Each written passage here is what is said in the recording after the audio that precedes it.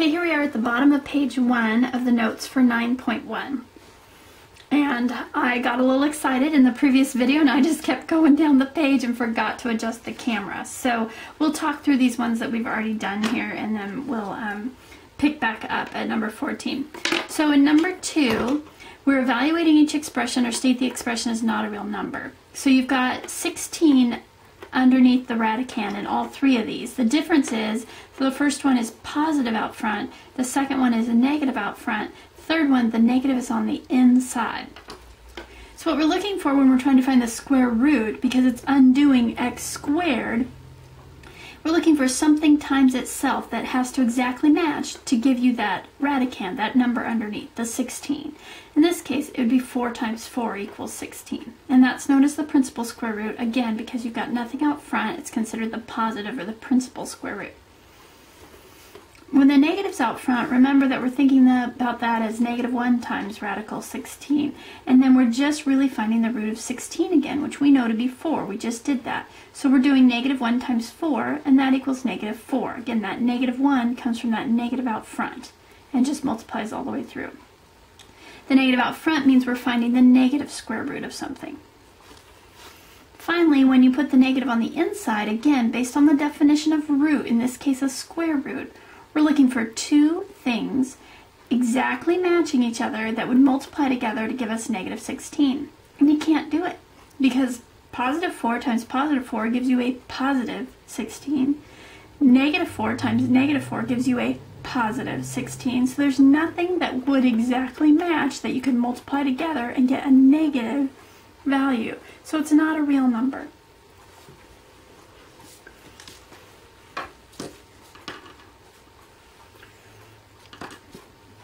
Down at number 16 and 14, you start to ask yourself what's different. Remember, that's a key question to moving yourself through the assignment. Get your brain really keyed into what's happening, and it starts to get you ready for the exams. And what's different is we've got a decimal under the radical and a fraction of the radical. Okay, it's negative, but we'll deal with that in a minute. When you have a decimal, it's not going to change how you do this. Okay, and when you have a fraction, it's not going to change how you do this. You're still looking for, because it's a square root, no number here, so it's a square root that we're trying to find. We're still looking for something times itself that would exactly match itself, that when you multiply it, it gets you back to this original 0.64. If the 0 point wasn't there, it was just 64, your answer would be 8. So we actually know it's going to be 8, but what is it? Is it 0.8? Is it 0.08? Well, here's what we walked through, and you may have heard it in the other video. Let's convert that 0.64 to a fraction. 0.64 means 64 over 100, so really we're trying to find the square root of 64 over 100. So what we're asking is what 2 fractions, exactly matching fractions, when multiplied by itself, will give you back that 64 times 100. Or I'm sorry, 64 over 100. When you're multiplying fractions, you multiply the top times the top and the bottom times the bottom. So what times what would give you 64? 8 times 8. What times what would give you 100? 10 times 10. If you took the time during our factoring chapter 7, to really get familiar with the perfect squares and the perfect roots, some of this in chapter 9 will come really easy to you because you'll recognize these numbers.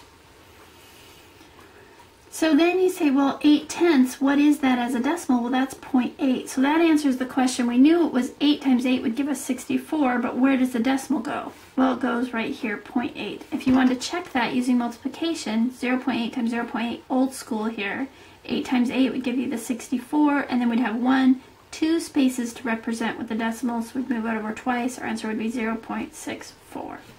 So our answer here is 0.8. And I wouldn't normally put it in a cute little frame, but as I was talking, I drew another radical over the 0.8, so we just kind of crossed that out. Kind of made the frame pretty. I borrowed my daughter's technique of what to do when you've made a mistake in pen. Well, you cover up the mistake with something pretty. So let's look at number 14 here. We've got a square root. The number's not written in, so it is a square root we're trying to find, but it's the square root of a negative fraction. Negative number can't take the square root of a negative number.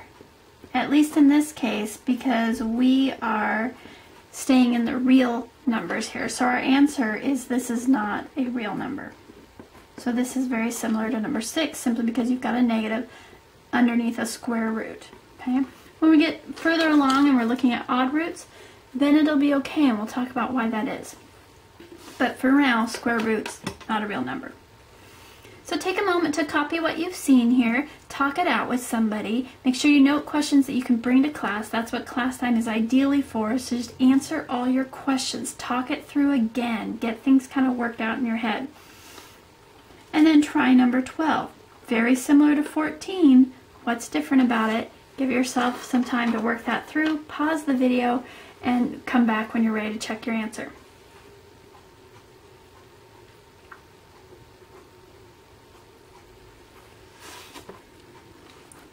The result of number 12 should be that you should get a negative 1/11 as your square root.